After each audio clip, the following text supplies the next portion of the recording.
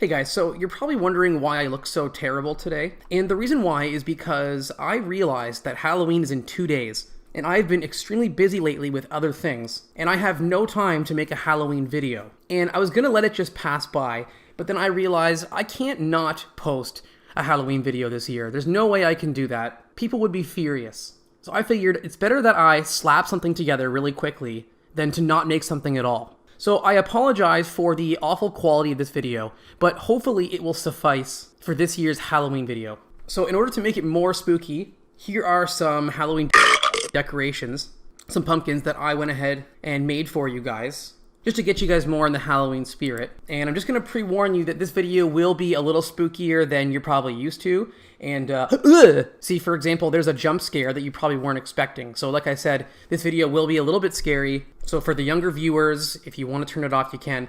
But I figured now's a great time for me to tell you guys the story of the first Canadian Halloween.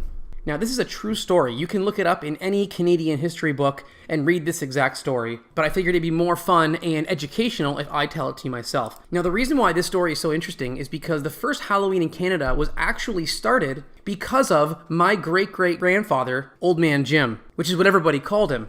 Now, as you can see, he's extremely Canadian, and he was known for wearing one of those raccoon hats. If you can't tell by my drawing here, that's one of those raccoon tail hats. So he always wore that. Now, the way that the first Canadian Halloween came to be is that local kids would always come to Old Man Jim's house. And because he was the richest Canadian at that point, he had his very own log cabin, which nobody else had at the time. The kids would come over, and they would knock on his door, and they would ask him for money and food and stuff like that. And Old Man Jim would always say, "Get the off my property, you little piece of shit." And then he would smear a piece of dog shit across their face. He was known for that. And he would always go around with a giant sack collecting dog shit. Just in case a kid came to his house, he would leave it by the door and have it ready to go. Well, then one day, a couple of local kids felt bad for him, so they thought rather than going to his house and asking him for stuff, what if we were to bring him some of our favorite candy? Instead of always asking him for stuff, why don't we give him something? And guess what? That day, Old Man Jim's heart grew 3 sizes too big. But it wasn't because he was happy. It was because there's a heart condition that runs in my family that causes your heart to grow too big.